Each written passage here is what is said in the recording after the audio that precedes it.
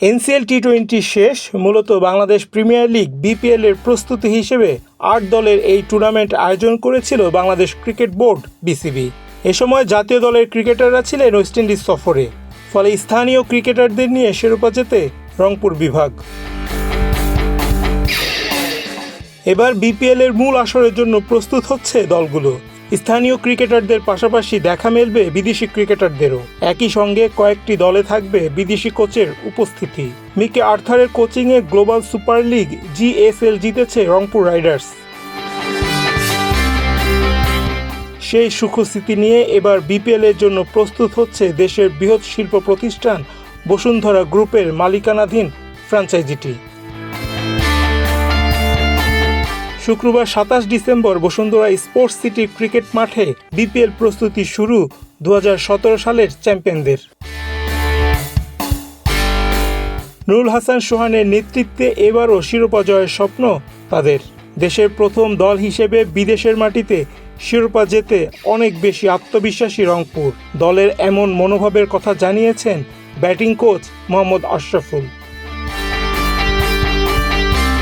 BPL এর draft থেকে বেশ শক্তিশালী দল গঠন করেছে ফ্র্যাঞ্চাইজির মালিকটি। জাতীয় দলের নতুন স্পিড স্টার নাহিদ রানার সঙ্গে দলটির পেস আক্রমণ সামলাবেন কামরুল ইসলাম রাব্বি ও রেজাউর রহমান। সাইফ হাসান, রাকিবুল হাসান, তৌফিক খান, শেখ মাহাদি, মোহাম্মদ সাইফুদ্দিনের মতো পরীক্ষিত তরুণদের সমন্বয়ে গঠিত রংপুর এবার শিরোপার অন্যতম দাবিদার। তবে একটি খারাপ খবরও রয়েছে। জাতীয় দলের হয়ে খেলতে গিয়ে ইনজুরিতে পড়েন অভিজ্ঞ ওপেনার সৌম্য সরকার। ফলে আসরের শুরু থেকে পাওয়া যাবে না তাকে। বাঁহাতি এই ওপেনারের বিকল্প হিসেবে দলে ফেরানো হয়েছে যুব এশিয়া কাপ জয়ী অধিনায়ক আজিজুল হাকিম তামিমকে। বিদেশি ক্রিকেটারের তালিকাও বেশ সমৃদ্ধ রংপুরের। ইংল্যান্ডের অ্যালেক্স হেলসের সঙ্গে দলটির স্কোয়াডে রয়েছেন পাকিস্তানের খুরশিদ শাহ, ইফতেখার আহমেদ, আকিব জাভেদ। এছাড়া মার্কিন যুক্তরাষ্ট্রের হারমিত সিং ও ওয়েস্ট ইন্ডিজের স্টিভেন টেলররা আছেন নিজেদের প্রমাণের অপেক্ষায়। এছাড়া কোচিং প্যানেলটাও বেশ শক্তিশালী রংপুর রাইডার্সের। প্রধান কোচ মিকি আর্থারের কোচিং কেরিয়ার বেশ সমৃদ্ধ। নিজ দেশ দক্ষিণ আফ্রিকা ছাড়াও অস্ট্রেলিয়া, পাকিস্তান ও শ্রীলঙ্কার প্রধান কোচ হিসেবে দায়িত্ব পালন করেছেন তিনি। তার কোচিংয়ে ২০১৭ সালে চ্যাম্পিয়ন্স ট্রফি জিতেছিল পাকিস্তান।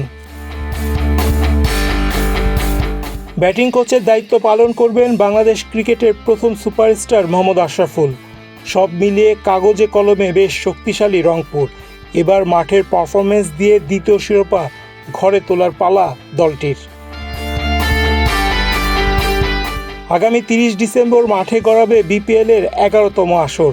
সেদিনই দ্বিতীয় ম্যাচে মাঠে নামবে রংপুর, প্রতিপক্ষ ঢাকা ক্যাপিটালস। রায়হান রাসেল, বাংলাদেশ প্রতিদিন।